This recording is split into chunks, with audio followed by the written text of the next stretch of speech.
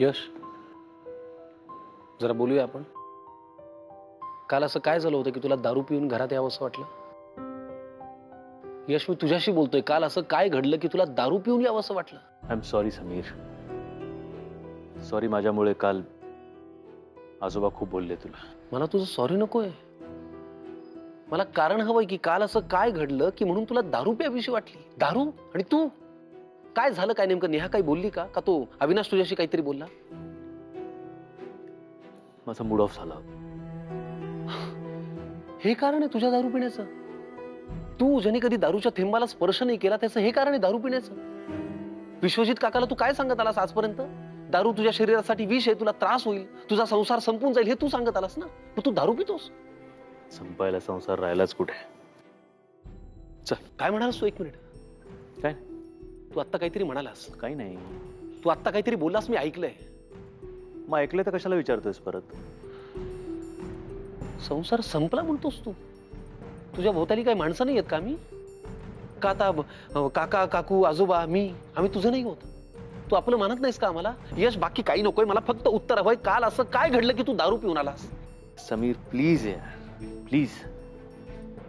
कालच्या एका चुकीमुळे मला एवढा मोठा गुन्हेगार नका ठरवू यार. मी काय खून नाही करून आलेलो कोणाचा. मला काल वाटलं. काळजी वाटते यार. तू असं मनामध्ये काहीतरी ठेवून दारू बिरू प्यायला लागला. स्वतःच्या जीवाचं काही बरं वाईट केलं? Relax, relax. मी काही स्वतःच्या जीवाचं बरं वाईट वगैरे करून घेणार नाहीये. आय अग्री की सध्याची सिच्युएशन आहे, मी कदाचित नाही हँडल करू शकत आहे ती, पण एवढा वीक नाहीये मी की मी स्वतःच्या जीवाचं काहीतरी बरं वाईट करून घेईन. एनिवेज, मला ऑफिसला जायला उशीर होतोय, मी बोलतो ना. एक मिनिट थांब. जाताना आजोबांशी बोल, त्यांना भेट, ते वाट पाहत आहेत. आत्ता नको यार, मी आल्यावर बघतो. का? त्यांच्यासमोर जायचं नाही तुला? खरं सांग, त्यांच्यासमोर जायची लाज वाटते ना तुला? अरे म्हणून तरी सांग ना, काल असं तुझ्या आयुष्यात काय घडलं? तुला काय वाटलं की म्हणून तुला दारू प्यावीशी वाटली? बाय.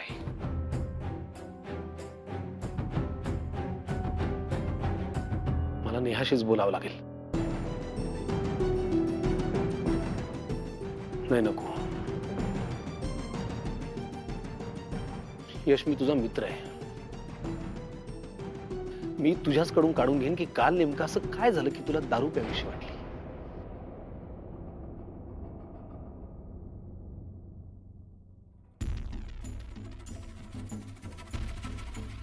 परीला खुश करण्याची तयारी चालू आहे.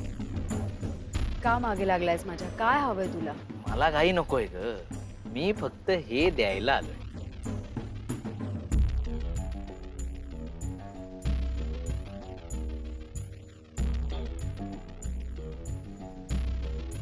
परीच्या कस्टडीचे पेपर्स?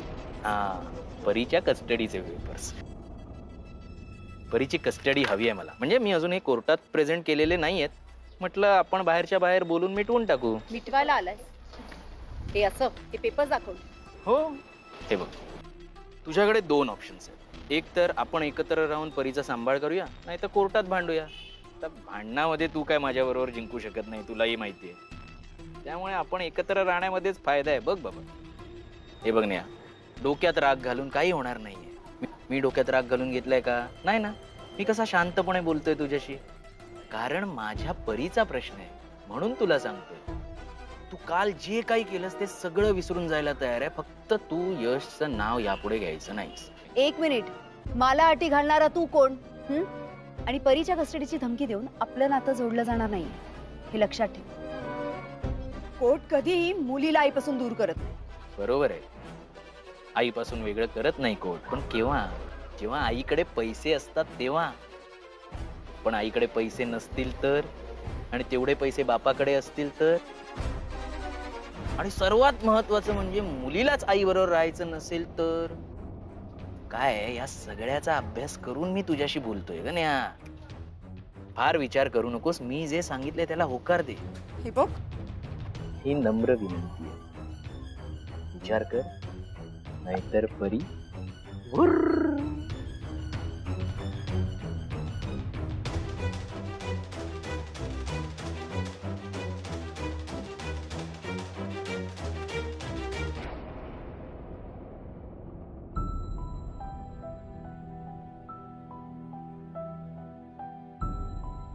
यश मेहता अँड सन्सनी काय झालं? मेहता अँड सन्सचं काय? ते सांगतो मी तुला, पण तू लॅपटॉप असा का बंद केला? नाही काय नाही, तू बोल ना. त्यांचं काय मेहता अँड सन्सचं?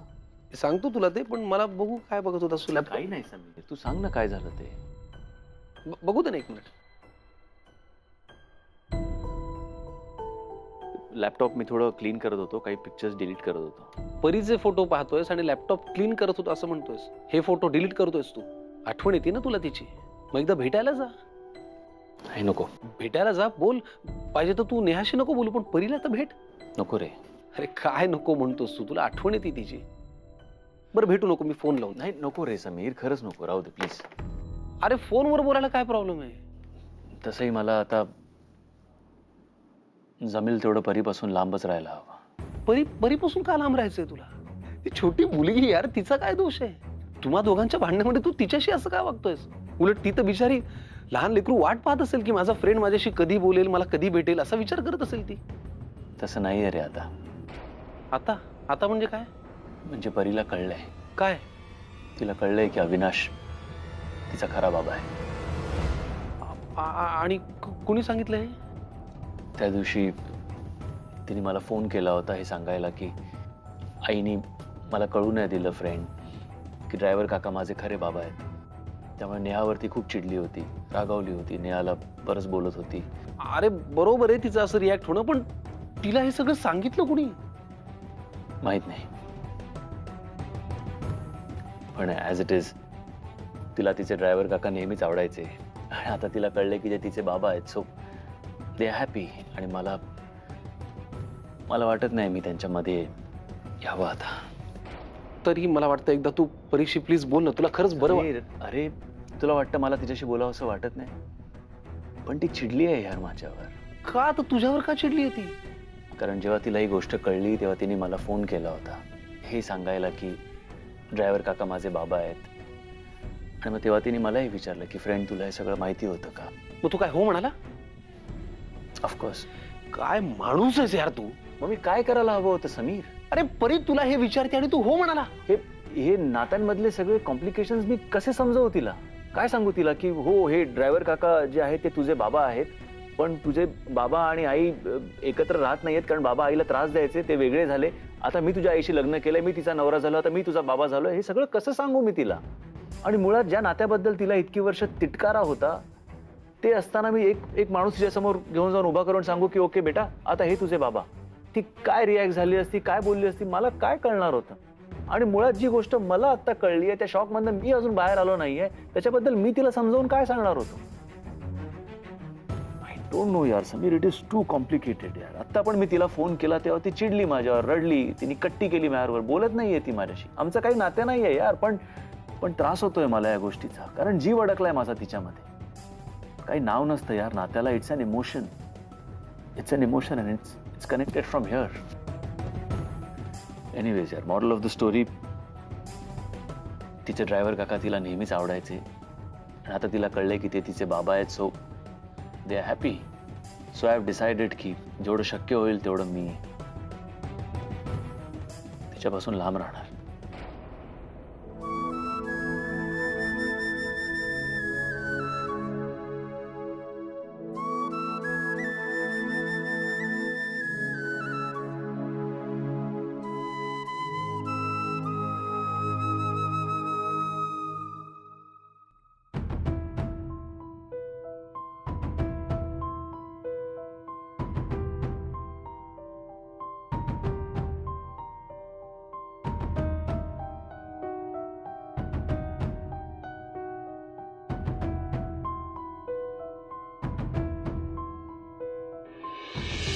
परीच्या कस्टडीचे पेपर्स?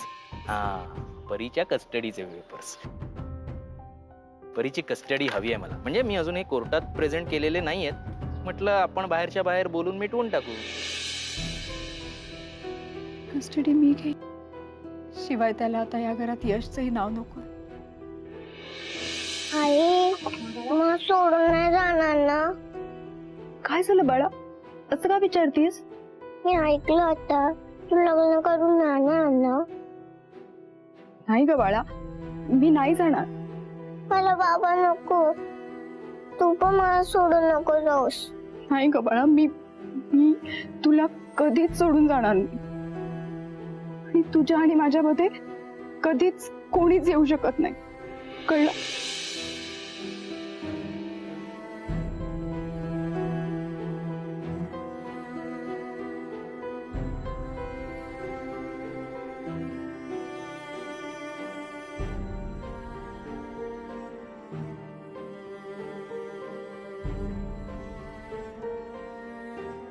मी म्हटलं होतं ना बाळा तुला, आपल्यामध्ये कोणीच येणार नाही. आता मला आपल्यामध्ये कोणीच नको. अविनाशला तर नाहीच नाही. आता काही झालं तरी मी अविनाशला तुझ्यापासून लांब ठेवणार आहे बाळा.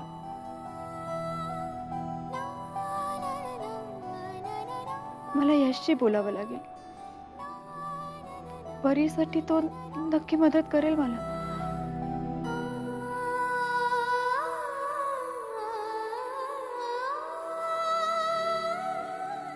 फोनवरून नको, आता कुठलाही गैरसमज नको.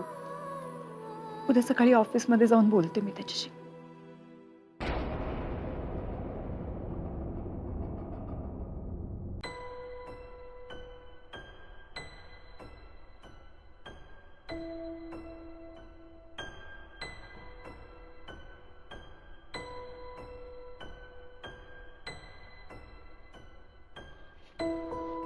अरे काय रे, कसा आहे तुझा मित्र? आज कुठे जाणार दारू प्यायला? कारण प्रॉब्लेम सोडवायचा जगातला उत्तम मार्ग तोच आहे ना. आणि जगामध्ये हा एकटाच आहे असा की ज्याला प्रॉब्लेम आहे. असं नाही आजोबा. माझ्या समोर मित्राची बाजू घ्यायची नाही. काळजी वाटते त्याची, आणि काळजीपेक्षाही संताप होतो. एकाचं व्यसन सुटलं तर दुसऱ्याचं सुरू. विश्वास झाला आता हा. असं प्लीज नका बोलू. मी तुम्हाला रिक्वेस्ट करतो, प्लीज यशला असं नका बोलू. तो खरंच अपसेट आहे, त्याला त्रास झालाय. काही गोष्टी हर्ट झाल्या आहेत त्याला, आणि त्याचं कारण असं आहे की परीला सगळं कळलंय. परीला सगळ्या गोष्टी कळल्या आहेत की अविनाश तिचा खरा बाबा आहे. इथपासून ते अगदी सगळ्या. आणि तिला आता राग आलाय, तिला वाईट वाटतंय की तिच्याशी कोणी काही बोललं नाही, तिला सांगितलं नाही. तिची आई तिच्याशी बोलली नाही, आणि तिच्या फ्रेंडनी म्हणजे यशने तिच्यापासून या गोष्टी लपवल्या, याचं तिला वाईट वाटतंय. ती यशशी बोलत नाही आता. त्याला त्रास नाही होणार, त्याला राग नाही येणार. मोठ्या माणसाला समजू शकतो आपण, त्या परीला तो काय समजवेल, काय सांगेल? हे बघा, मी काही त्याची बाजू मांडायला इथे आलेलो नाहीये. तो दारू प्यायला ते चूकच होतं, काल त्याचं चुकलंच. पण याचा त्रास त्यालाही तितकाच होतोय. त्यालाही गिल्टी वाटत असेल ना, तो आपला आहे. त्याच्या एका चुकीसाठी त्याला आपण सारखं बोलतोय, एकटं पाडतोय. आणि म्हणून मला आता वेगळी भीती वाटायला लागली. कसली भीती? आजोबा हे बघा, दारू पिणं हे चुकलंच त्याचं. त्यालाही अपराध्यासारखं वाटतं, म्हणून तुमच्यासमोर तो येत नाहीये, तोंड सुद्धा दाखवत नाहीये. पण त्या एका चुकीमुळे आपण सतत त्याला असं बोललो, एकटं पाडलं, तर आहारी जायला वेळ लागत नाही. माणूस आहे तो, त्यालाही मन आहे. काही करून बसला, काही आहारी गेला, काही असं होऊ शकतं ना. तो माणूस आहे, त्याला त्रास नाही होणार का? तुम्ही बोलताय त्याला सारखं बरोबर, मी काही त्याची बाजू घेत नाहीये, पण असं नका करू. आणि सॉरी, तुम्ही आधी एकदा अनुभव घेतलाय, हे असं झालंय. त्याला नका बोलू प्लीज तुम्ही. बरोबर बोलतोयस तू. काय करू मी सांग, माझं वय झालं रे आता. काळजी वाटते, आणि ह्या काळजी पोटीच मी विश्वजितला, आणि ते चुकलं माझं. ठीक आहे, मी ही चूक पुन्हा होऊ देणार नाहीये. यश, मी शांतपणे सगळं बोलीन व्यवस्थित. आणि विश्वजितच्या बाबतीत सत्य माहिती नाही त्याला, तेही त्याला मी आजच सांगेन.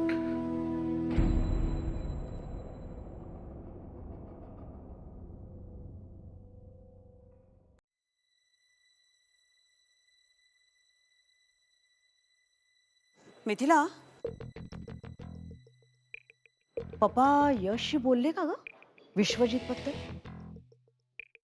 पप्पाने बोलायला हवं यशशी. कारण कसं आहे ना, जितका आपण ह्या विषयावर उशीर करत जाऊ ना बोलायला, समोरचा माणूस कठोर होत जातो आणि मग नंतर फारसं काहीच करता येत नाही. कालच्या तमाशानंतर पप्पा यशशी बोलणं शक्यच नाही, पण ही मिथिला त्या दोघांमध्ये पॅचअप घडून आणू शकते. हिलाच काहीतरी टेन्शन दिलं पाहिजे, म्हणजे त्या टेन्शन मध्ये राहून ती काहीच करू शकणार नाही. आता हेच बघ ना, विश्वजितचं काय झालं, म्हणजे पप्पा त्याच्याशी धड बोललेच नाहीत. त्यामुळे आमच्या डोळ्या देखत हा असा व्यसनांच्या आहारी गेला विश्वजित. बिचारा. बहिणी, यांचं वेगळं होतं आणि यशचं वेगळं आहे. असं काही नसतं मी तिला.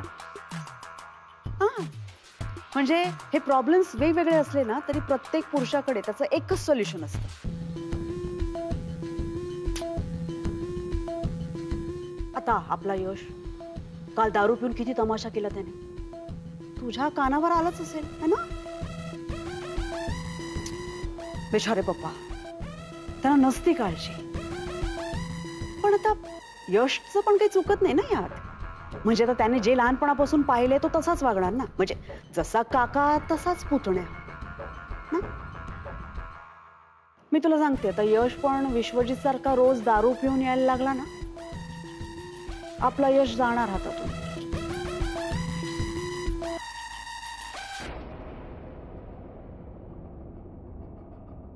गप्प काय, अगं बोल ना काहीतरी. तुला यशचं वागणं पटतंय का? नाही, आ, पण सावरेल तो बहिणी. आणि वहिनी, एक गुड न्यूज आहे हा. काय? यशचं कालचं वागणं जरी पप्पांना पटलं नाही हे खरं आहे, पण तरी पप्पांनी असं ठरवलंय की ते ह्या विषयावर ना यशशी शांतपणे बोलतील. आणि हो, विश्वजितही सोबत असेल. वहिनी, तुम्हाला यशची काळजी वाटते ना, नका करू काळजी. कारण की त्याचे आजोबा आणि त्याचा लाडका काका जेव्हा त्याच्याशी बोलेल ना, तेव्हा त्याला आपोआपच समजेल खरं काय आणि खोटं काय. सगळं काही ठीक होईल वहिनी. आणि हे सगळं जेव्हा घडेल ना, तेव्हा स्वतःहून मी तुम्हाला येऊन सांगेन.